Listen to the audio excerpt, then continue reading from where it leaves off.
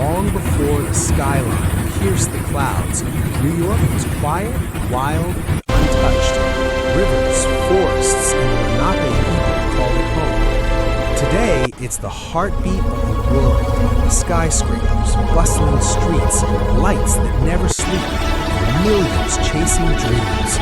From wilderness to wonder, destruction to resilience, New York's story is one of transformation, ambition, and relentless energy. Long before skyscrapers touched the sky, long before neon lights, taxis, and endless noise, this place was something completely different. It was quiet, wild, surrounded by rivers, forests, and open land. The people who lived here did not call it New York. They called it Manhattan. To the Lenape Native American tribe, this land was not property.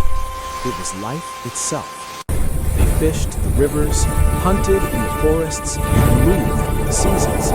Nothing here was rushed. Nothing was owned forever. The land provided, and they respected it. But the world beyond the ocean was changing.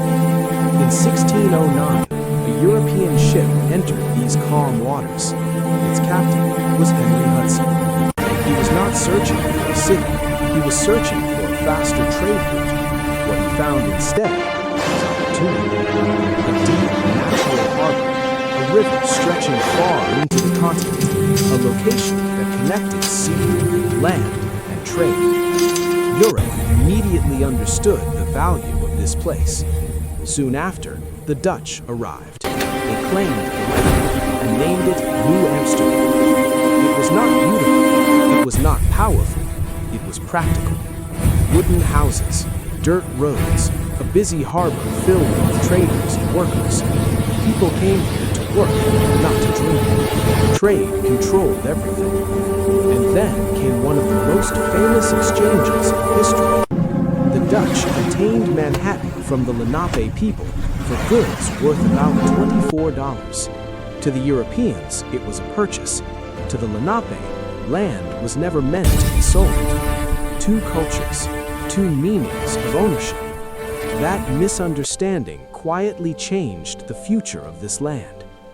As New Amsterdam grew, its importance became impossible to ignore. And where value grows, power always follows. England was watching. In 1664, without a major battle, the Dutch lost control. The city was taken, and its name was changed. New Amsterdam became New York. Not just a new name, but a new destiny. This small trading settlement was no longer just a place to survive. It was becoming something far bigger. Under British control, the city began to change. English laws replaced Dutch rules. Trade expanded. Ships arrived across the Atlantic. New York was no longer just a port. It was becoming a center of influence. Power came with pressure. Taxes increased, rules tightened, and resentment slowly grew among the people. Merchants, workers, and sailors began to feel trapped by a distant crown. Decisions were made an ocean away, yet their consequences were felt here. Tension filled the streets. When the American Revolution approached, New York became a city divided. Some remained loyal to Britain. Others supported independence. Families stood on opposite sides. In 1776, British forces occupied the city. New York became a military stronghold.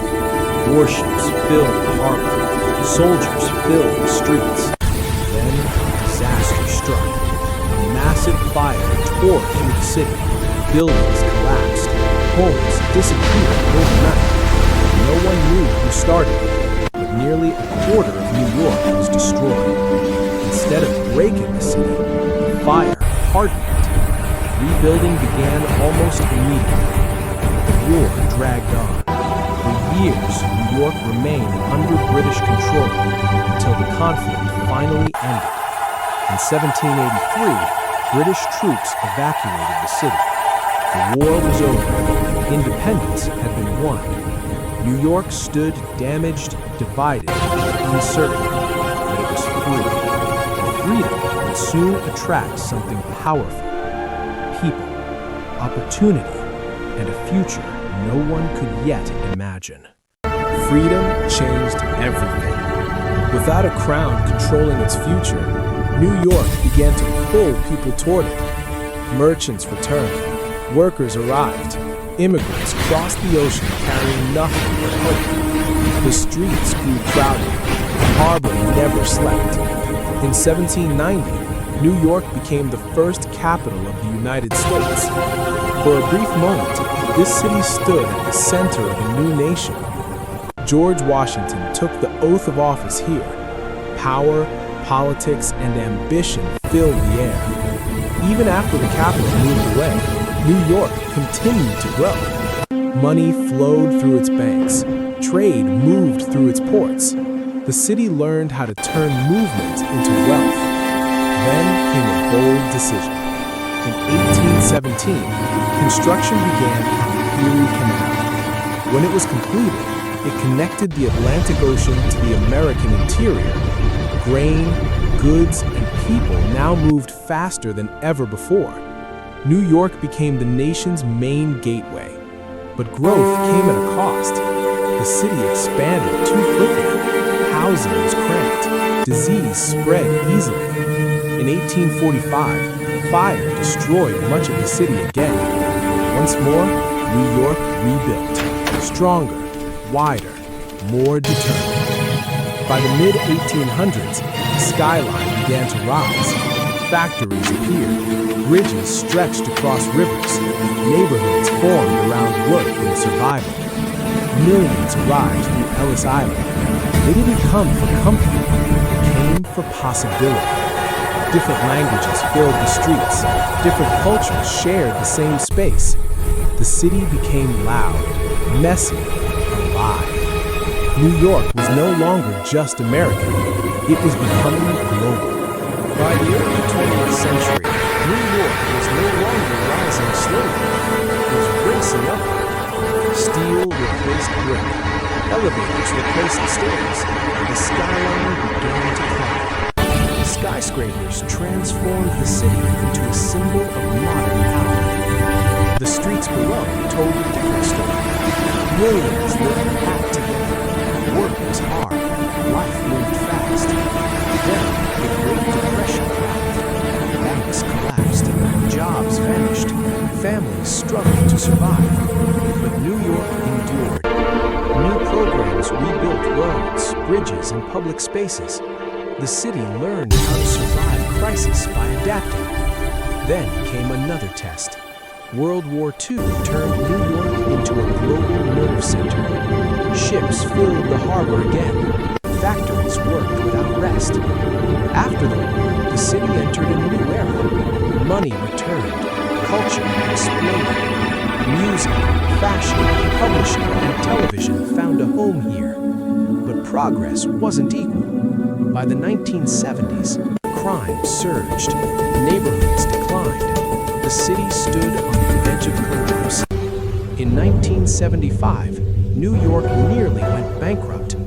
Many believed the city was finished. They were wrong. What followed was slow, painful recovery. Community by community, street by street, the city fought back. And once again, New York refused to fall. The recovery reshaped the city. Crime slowly declined. Businesses returned. New energy filled old streets.